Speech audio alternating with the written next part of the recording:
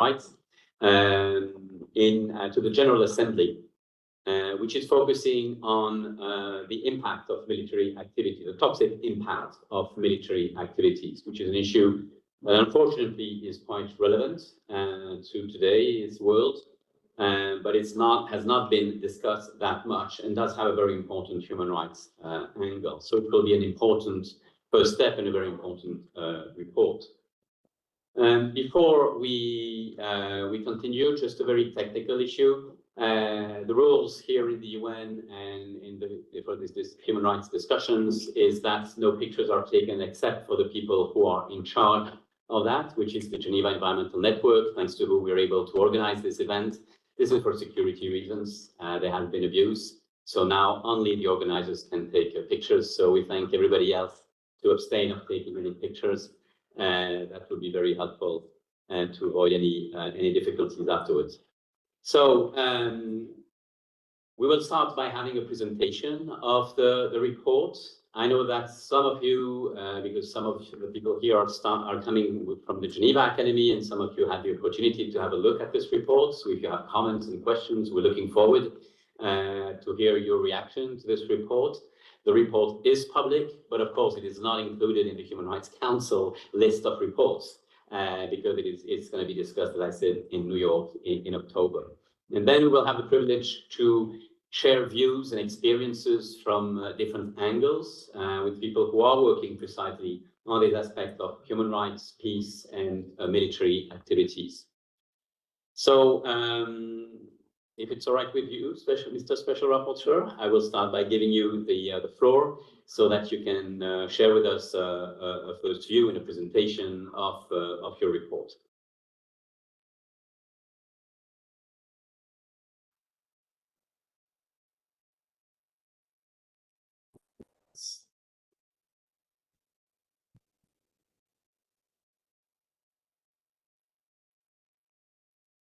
Thank you, Yves, and thank you all. Good afternoon to all.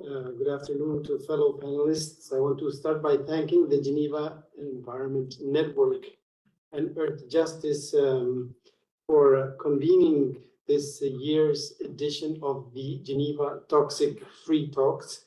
As you pointed out, Yves, in a couple of weeks, in a few weeks, I will be heading to the UN headquarters to present my thematic report to the UN General Assembly through its third committee. This year, I will be speaking about military activities and toxics. I decided on this topic given the current situation that is being experienced around the world. You can recall that one of my predecessors in the mandate prepared a report on the interface between toxic wastes and armed conflict. A number of things have happened since then. The International Law Commission, for example, has prepared principles on the protection of the environment during armed conflict. The International Committee on the Red Cross has come up with documents that clarify the law in this field. And so the concept of the toxic remnants of war has gained currency as a useful concept to illustrate, analyze, and examine the impacts of armed conflict before, during, and after conflict.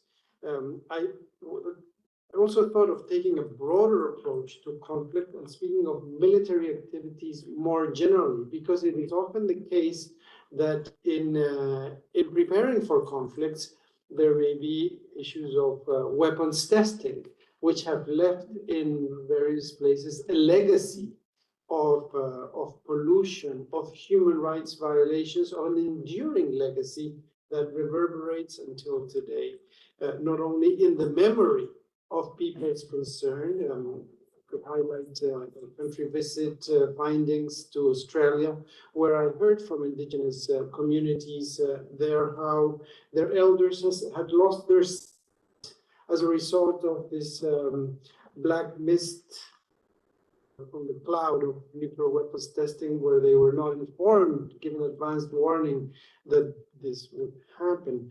The situation of the Republic of the Marshall Islands has also been discussed at the Human Rights Council in a special interactive dialogue, a special session that heard a report produced by the Office of the High Commissioner for Human Rights. I had the opportunity to speak at this event as well. It is analyzed in certain level of detail in my report, also as an example, not only involving state responsibilities, but also the UN's own responsibility, given that the trusteeship system was enforced at that time during the detonations by the United States in the Republic of the Marshall Islands. I also wish to point out, and this is not, I recognize the flag. It's not to preclude your intervention if you care to take the floor later, but in my interactive dialogue yesterday, Marshall Islands took the floor to speak about the threats to the integrity of the dome that was placed on top of one of the key affected sites, and so the threat of radioactive contamination being released into the marine environment and into the islands. So that those are a couple of introductory points. Documentation addresses cases that were not examined by my predecessor. And so there's a lot in my predecessor's report on, say, for example, the situation on oil spills in the Iraq wars. I do not get too much into that. There are elements of the legacy of that. But I did hold consultations, dedicated consultations on Afghanistan, where the legacy of contamination impacting food production and agriculture is something that is highlighted in this report. I also conducted an exploratory visit to Ukraine. Visited Kiev's capital, met with court judges, among others, entities of government, had the opportunity to visit Chernobyl. I mentioned Chernobyl because you may have seen their drone that has been attributed to the Russian armed forces that has created a hole in the ceiling of the dome that was built to contain radiation from the so-called sarcophagus, so that's what we call reactor 4.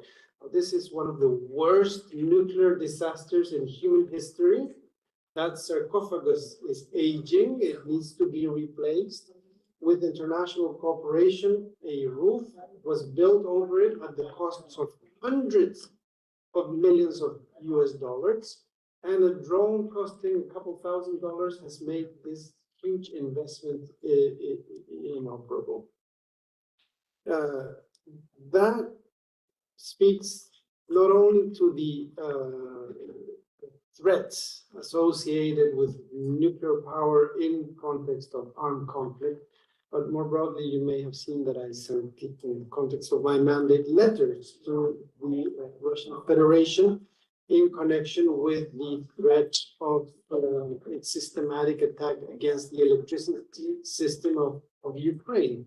Because without power feeding into the nuclear sites, the cooling mechanisms can cease to function, and this can cause a catastrophic impact. The report also gets at or analyzes, it speaks to the current situation in Gaza. It speaks to severe contamination of soils and groundwater and infrastructure and others. Time is short, and there are a couple of points that I wish to highlight. One is on the interface between human rights and international humanitarian law. Much has been written about this. Both distillation is that both fields apply concurrently, and they synergize, and as they should. And there are a couple of things that I want to draw from that. One is the importance of further refining so-called weapons convention. So much attention in my predecessor's report was on the conduct of hostilities, so-called Geneva law and international humanitarian law, and so less on hate law. on weapons. You will see in this report that there's much more analysis on the instruments that concern weapons to further advance on thinking in this area. So that's one. Another is in regards to proposals at the International Criminal Court for the introduction of the crime of ecocide. I engaged that discussion, pointing out the importance of human rights standards, the ability of any person to understand what is the prohibited conduct, and so the difficulties with definitions that have been proposed that rest on balancing ex ante or ex post sustainable, what could be characterized as sustainable development considerations. In my view, these could run afoul of the principle of legality, because they may not allow any person to understand what is the prohibited conduct. It is to say that this pertains to those proposals, but the idea of legislating for the protection of nature, not just its utility for humans as a crime, is, as I see it, an element that derives from the global recognition of the right to a clean, healthy, and sustainable environment. So the tools to protect its right, including through criminal means. There's so much more that could be said, and perhaps I'll offer two other points. One is on white phosphorus, a situation in Lebanon where Israel has deployed white phosphorus. White phosphorus, it has been pointed out, falls by some. It has been pointed out by some, falls through the gray areas because it is not explicitly prohibited in the conduct of hostilities, and yet it, in this analysis, runs afoul of fundamental principles of international humanitarian law of non-discrimination, of causing severe suffering, indiscriminate, and so on, because it does not distinguish. It is spread and can cause high burns in communities. And so there's a need to close that gap through codification of legislation so that white phosphorus is adequately controlled. And then one last point, given the time, is on chemical weapons. Chemical weapons, there's a whole agreement dealing with this matter. An organization works on this in The Hague. And the criteria for listing they can be improved. And so questions of biodiversity, which in the long term affect reconstruction, affect sustainable and lasting solutions and peace building. And they also affect cruel behavior, should be addressed. I have sent letters in terms of my mandate, for example, to Brazil, pointing out that hazardous pesticides have been used not for the purposes of defense of plants, so the terminology goes, but for the purposes of displacing communities in areas where corporations or landholders wish to grow monocultures and the like. I have looked in detail at the definition of chemical weapons under the Chemical Weapons Convention and found, this is one of the findings of the report, that when hazardous pesticides are used in ways not for agriculture, then they are covered by the Chemical Weapons Convention. And so this should lead this the organization that oversees the work of this convention to take further action on that issue. There are a number of recommendations that come out of this report. Happy to take questions, but for the time, I will stop here. Thank you so much for your attention. Thank you very much, the Special Rapporteur, for this very interesting presentation of the report that you will be bringing forward to the UNGA in October. Let me turn now to Mrs. Lindsay Fielder-Cobb, Sorry about the pronunciation. You're correctly. But Lindsay, you're the deputy director of the representation of the Quakers the Quakers Office to the United Nations, you know. And there's no need really to present the very important legacy that the Quakers have in the field of peace building and non-violence and in tackling these very, very difficult issues of conflict. Actually, you are using such strategies even in the climate discussions, which is a field where you've been so active over the last years. So we're really very interested to hear what do you see, what's your reaction in reading this report that you just received? You didn't have that much time to look at it, but to see what were your reaction, and also the Quakers are one of the actors of something which has started to emerge also here in Geneva, which was called environmental peace building. And I was wondering, how do you see, how would that fit in this type of approach, in this type of movement? So once again, thank you very much for being with us, Lindsay, and the floor is yours. It works. I'd first like to say thank you all for coming here on this critical topic. And Marcos, I've known you over the years, and it's just a joy to see you again. And I want to thank you for all the work that you do on human rights and for the United Nations and for the world, for humanity. So thank you. And I've read the report and it came yesterday to us. And I just want to say, this is such a reminder of the consequence of war. And I would say that coming from a pacifist Quaker background, we would say that war is an abomination of human rights, war in itself. But we're looking at the preparation, the use, and the consequences, as Marcos highlighted. And we're looking at the toxins, and we don't always look at the consequences to human beings. And these are people in our towns, in our families, in our societies. And we are currently at possibly one of the most dangerous periods in the last 50, 60 years.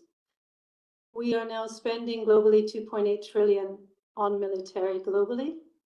And the tension in the room, I do not need to say to you all here, you know it. And these are our children's and our future's lives at stake for something that would be a political decision, a solution which is not a solution. So looking at toxins for me is a profound way also to remind ourselves of what comes out. And I just wanted to add a few things here.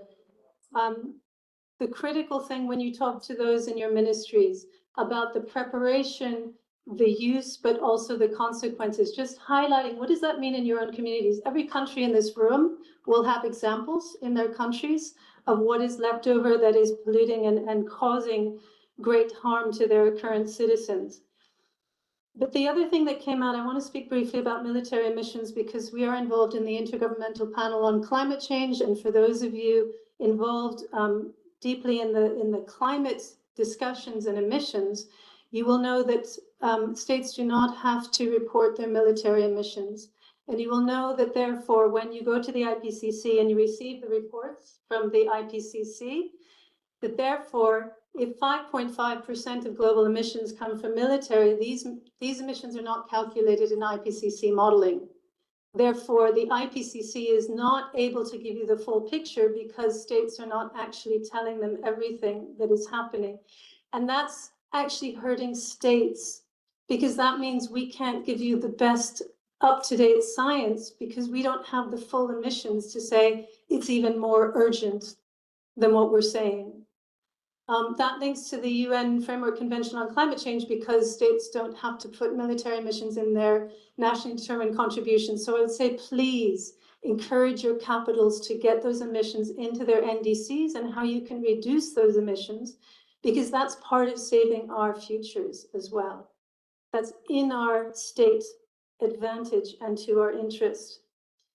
I would say, though, when we talk about military emissions, we also want to look at the actual, not just the emissions of a military base, how do we green ways to kill people more sustainably, we're looking at the effects of those bombings and we look at Gaza, there are, Marcos, some updated statistics on the emissions coming out of the genocide in Gaza. But you will see now we are completely eradicating entire communities, high rises, cement being one of the top emissions. You can see what that means, not only destroying, but then rebuilding. And then finally, I just want to say, I appreciated what you said about ecocide. I think that this discussion is coming up more. And as for those of you representing countries, I would say ecocide to us is fascinating because if it's coming under the ICC, it's actually putting people accountable, human beings accountable, a CEO accountable. And the reason that's really helpful is anyone here who's ever run a business, you are not going to do something that you know legally you could be put in jail for. So it's a very important preventable approach. And I would encourage us to look at that openly as a way to prevent private companies and transnational companies that are actually going to do something if they can get away with it. And it's harder now to get away with. So accountability. And just briefly on environmental peace building, this is so critical. How do you build peace? How do you protect areas when your toxins are actually ruining communities? Then communities will be more in conflict because they can't grow food and they can't get clean water. So about protecting your environment is protecting your peace building. And thank you, Marcos. Thank you very much, Lindsay. And so let me turn now to you, Christophe. Christophe Vardet, you are the main representative of the organization Center for Global Non-Killing. It could not be a more relevant designation for which we're talking about today. And in a way, it's quite interesting because it does bind very clearly activities in the field of environment as well as military activities as such. You made a very interesting statement yesterday in the interactive dialogue with the Special Rapporteur. And you're also one of the very few human rights organizations working here in the field of human rights, who is also active within the disarmament discussions. And here, I was wondering if also in your view, you see precisely a link on what is being discussed and all the difficulties there is in the field of disarmament. You're one of us who's really following this rather closely. And what is presented also here in the report of Marcos Orellana on the military activities. Once again, Christophe, thank you. You also discovered the report very recently, but thank you very much for being with us. Good afternoon to you all. Nice to be here. Hoping we're making a better world. The center, everybody hears? This microphone is a bit shabby. Yeah, I just finished reading the report. And that we've been working on taxes before, and I'm not so sure I will talk that much on disarmament because I see the other side of the coin, which is peacemaking. The Center for Global Non-Killing. Well, we are all centered for our own lives in an equality relation between ourselves and others. And this relation is universal. It is why we're all global in the global time. And may we all be non-killing. And for this, I will only say, when you realize that life is at your side, that life was made for us to make more life, all plants, all animals do that, then life will really help you out. I promise. Human rights, history of human rights. Yesterday, I was quite disappointed by the debate on the attack in Qatar, where I heard a lot about state sovereignty, but not all that much about human rights. The Human Rights Council is our council, the council of the people. And I think it's quite important to understand that there is a shift to be made there, and it's very important for peace, because people are always the greatest victims of conflict or war or violence. I think this is a change for which I hope we will see more and more the people come to the council, and the people in an equal relation talk to states for they do not forget the people. The victims in the Qatar attack, but all the victims all over the world of this sort of lid. In gender issue, we talk about a gender glass, a ceiling. Well, with peace is the same thing. We have a permanent conflict, and this has worsened in the recent years state of mind, or I wouldn't call it even mind. I don't think war is intelligence, or I don't think a conflict is a peaceful relation among people. And this is the glass ceiling we need to not break, it will make a lot of damage, but overcome and step on maybe to see the peace we are all granted with, supposedly, at least in right. The right to life has a specificity, it's prevention only. You're either alive or dead. There might be a few exceptions at the beginning with prenatal engineering or at the end with euthanasia or similar things, but globally saying it's a prevention only right. And this must really be understood and spoken out a lot more. The only way to protect life is not to threaten it. The right to peace needs to come back on the agenda, and the right to peace has a specificity too. It's only a proactive right. You either act for peace and you give yourself the means it takes to a peaceful life in your life and in your relations, big and small, individual, social, political. It's only if you promote peace that it really works. And if you give yourself the means to overcome conflict. Difficult task. I'm still working on it quite a lot for myself. Now, practical issues. This is for people do use UPR, the Universal Periodic Review, a lot more on peace issues. And really, there is a link there. The links exist, and it's possible to use it. I regularly make submissions, and in which I call for more peace ratification of treaties, more peaceful settlement of disputes, national, local. Because when the people will learn how to settle their disputes peacefully, then eventually the states will follow suit. And I think mediation in this regard is very important. Now on toxics, my goodness. I was surprised I said it yesterday when I looked at all the causes of death on the main page of causes due to violence and injury of the World Health Organization to see the toxics were missing. I hope the Special Rapporteur can do still in his short mandate something about this. And this is not breaking, but bridging silos. Talk to each other amongst and between different constituencies. We all have our specialists, but I like flat tables where we're all equal. Talk to people you are used to talk to. They have things to tell you, and you have things to tell them. And this is a clear case. I decided to speak only 3 minutes. I'm half more. Countries have been quite well managed here in Switzerland in domestic issues. You know, there are labels on your shower water, ammonia, you use to clean toilets, the very big ones. Why not on weapons? And I'll conclude on that. Starting small sometimes brings big difference. I think we've been progressing a lot in human rights fields in the 20 last years, but there's a big field we kind of forget, militarism. And here again, it shows in the fact that figures are not out, and in the fact that big powers are still playing with our lives. And this is not acceptable for the future. I've spoken. Thank you. Thank you very much, Christophe. Very interesting perspective on how we should bring these issues within the field of human rights. I think there's, as you said, quite some work to be done in this direction, and we're looking forward to further collaboration on that.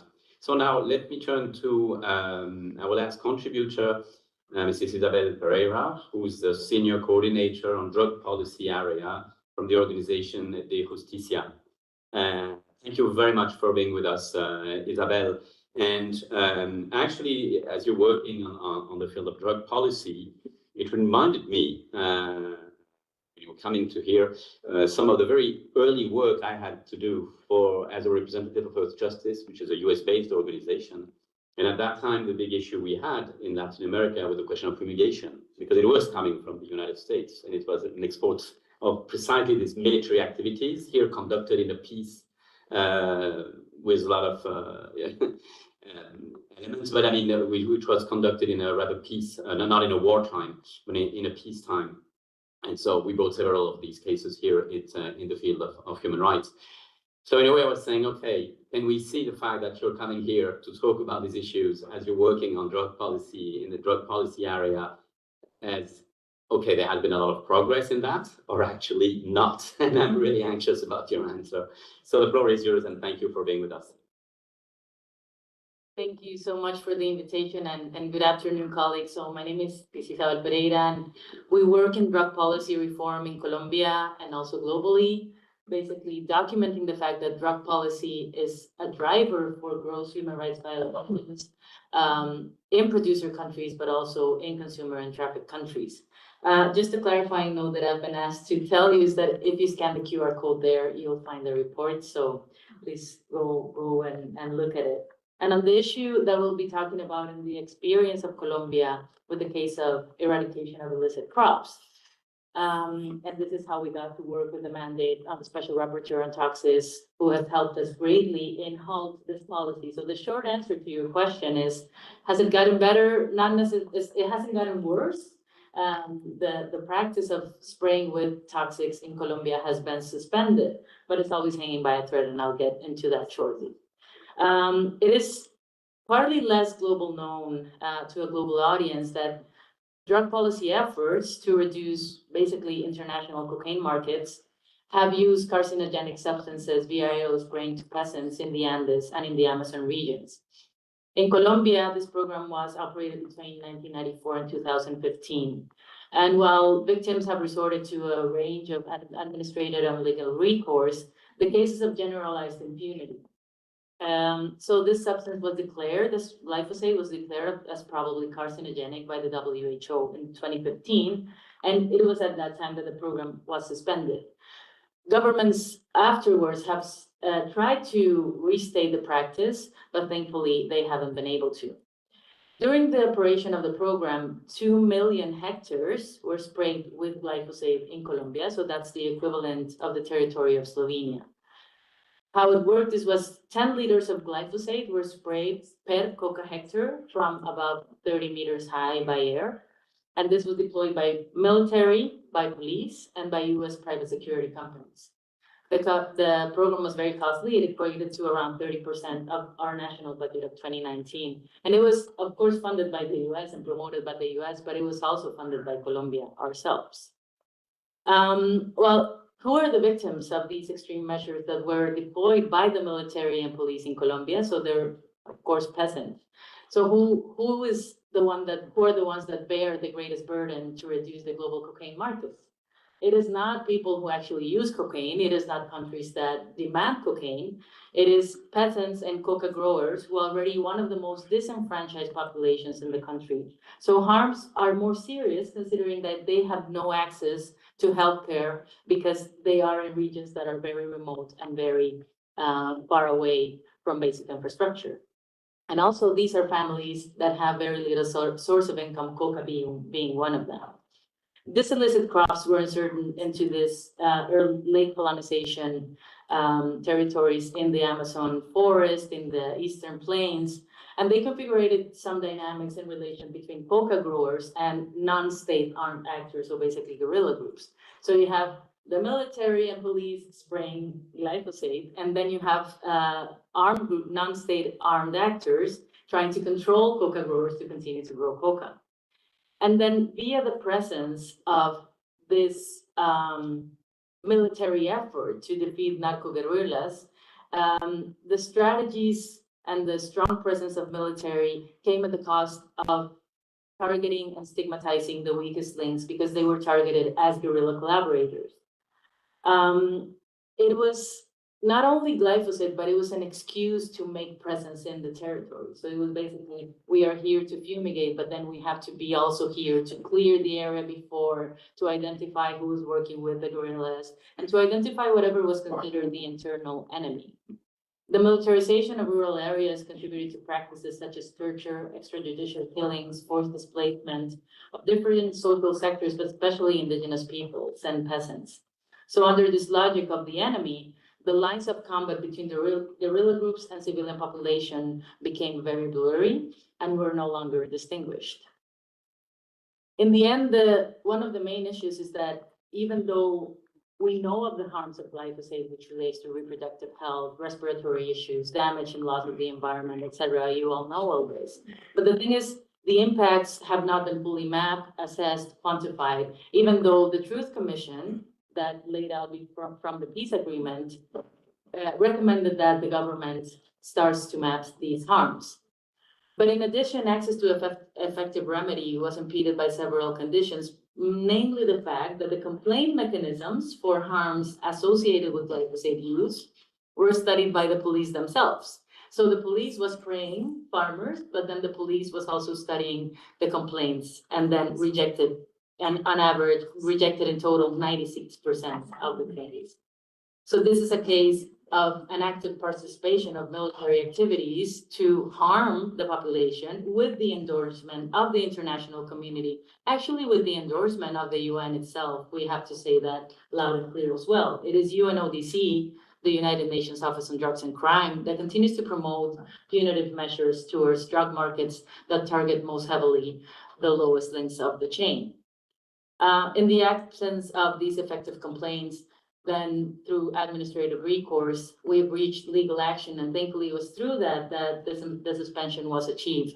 But because the issue of drug policy and the increasing coca crops is on the attention every day in Colombia from international community, the risk of repetition is very present all of the time. So I think that one of the issues that we've been calling here during the session and in our work in international advocacy is to continue to remember that the drug policy nexus with human rights promotes human rights violations across many spheres, one of them being in Colombia. And as the rapporteur was saying, the use of pesticides outside of agricultural practice, which was the case of Colombia, exemplifies this.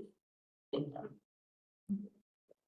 Thank you very much. Also a very good example of, anyway, illustrates what the Special Rapporteur said at the beginning, not just to focus on the conflicts, but really military activities, which covers the full range of what needs to be considered.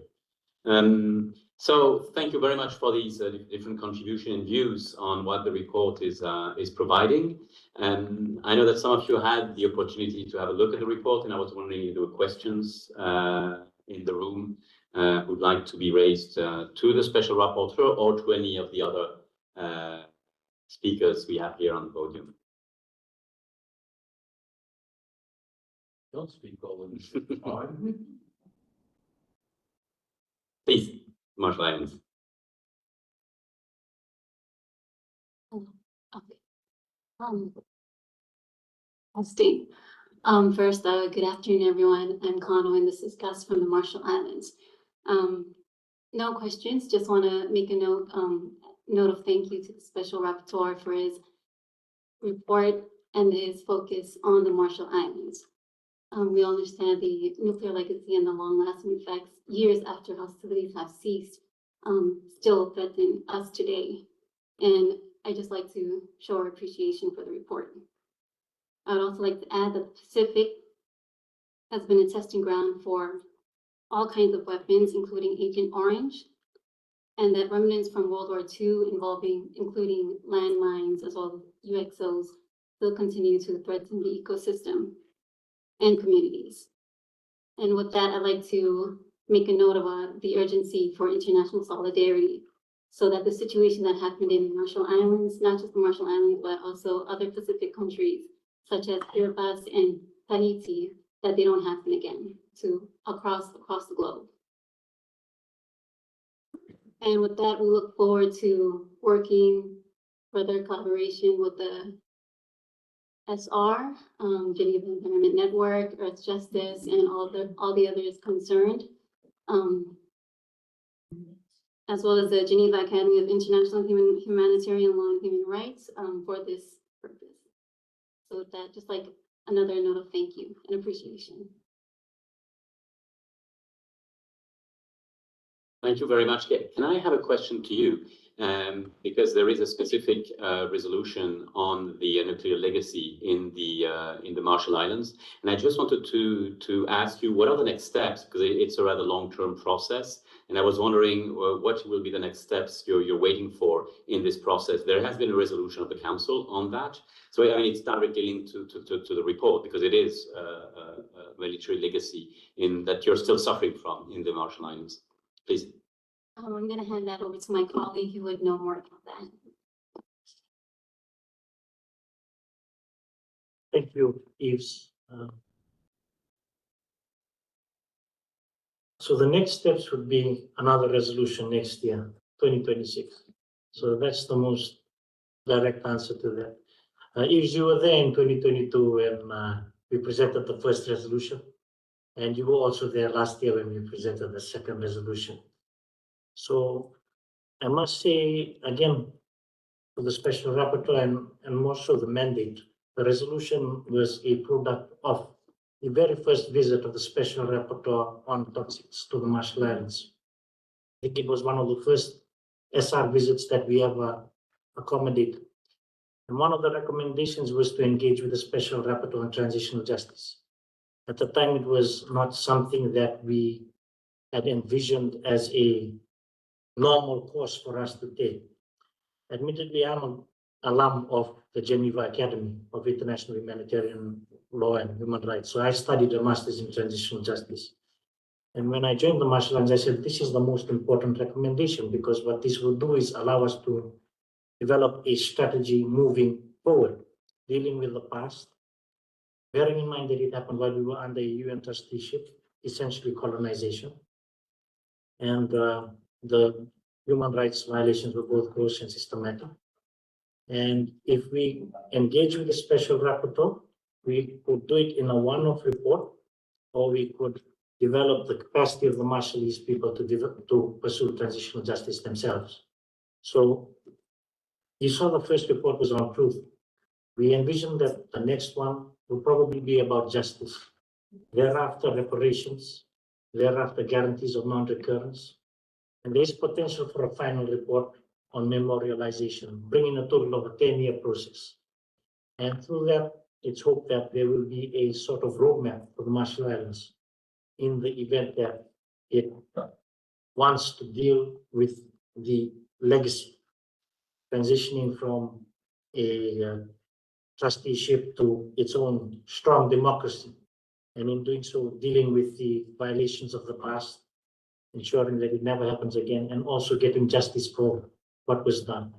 So that's the vision. And the next step is 2026, another resolution, following another report, which will also happen in September next year, and it will have an enhanced interactive dialogue again. And most of this is with the office. They have a lot of say in how they formulate the panel on their side. I understand that the SR on toxics is a potential participant in that panel. I don't know if you have already been approached or not to participate in that EID, but it is I have heard your mandate that has been mentioned. Yes. Thank you. My tenure in the mandate will conclude in April or July of next year. So I will not join that, but my successor will. Yes. Thank you very much for these answers, and it's one more example of how we can use the procedures, the special procedures.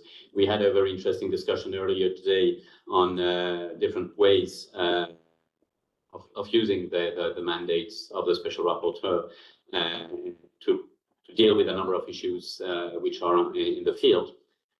It's quite interesting to see how this linkages has happened in your case. So once again, it shows the importance of this type of work, which is done by the UN and by the Human Rights Council. So Tom, on this topic, you forgot something essential. We could submit to the next report on the Marshall Islands, and the deadline has just been pushed forward. And I invite including students, work on it. Make proposal for that report. I think it's January. You use the call for inputs in the Office of High Commissioner, and you can submit for that report. That's Eve. Thank you. Very, very useful. So the report, which was mentioned before, is still open for comments. So you can feed into this process. Thank you very much for this call. Indeed, it's the more their interest, the more weight it will give to this discussion, and that will be also one way of answering to some of the issues you have raised in your report as a follow-up mechanism. Before I give the final word to the special rapporteur, let me turn to the room to see if there's other comments or other questions. We still have just a few minutes left before we totally conclude. Yes, oh, sorry, yes, please. Everything seems. Okay, well, thank you. Bosnia here.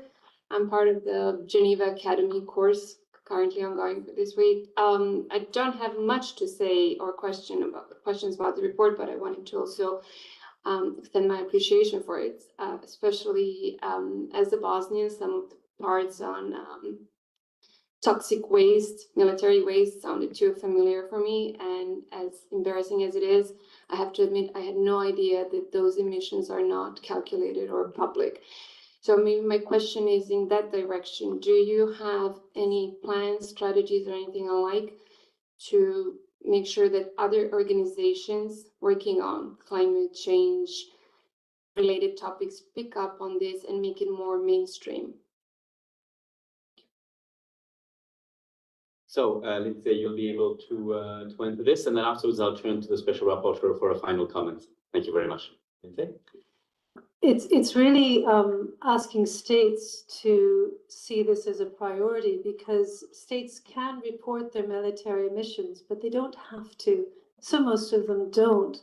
And I think, and therefore the IPCC, the Intergovernmental Panel on Climate Change, can't require you to give your emissions on military because they don't have the mandate to do that, because the UNFCCC hasn't asked that in there. So it's really for states to say this is in our own benefit for those emissions to be calculated. So it really has to come from states. There are organizations that will raise it in the IPCC. I was the first and remain one of the only organizations to raise it, but the IPCC is kind of twisted because their mandate, it doesn't allow them to do that. So we use the argument that if we want modeling, if we want the IPCC to be the best available science to help us, we need to make sure these are reported. And CEOPS, there is a reference here to CEOBS. CEOPS, they calculate the emissions, and they've come up with the 5.5. So organizations are out there looking at this, but we need some states to pick up on it, however small or big. And in many ways, it's the smaller states that really make a difference. So go for it.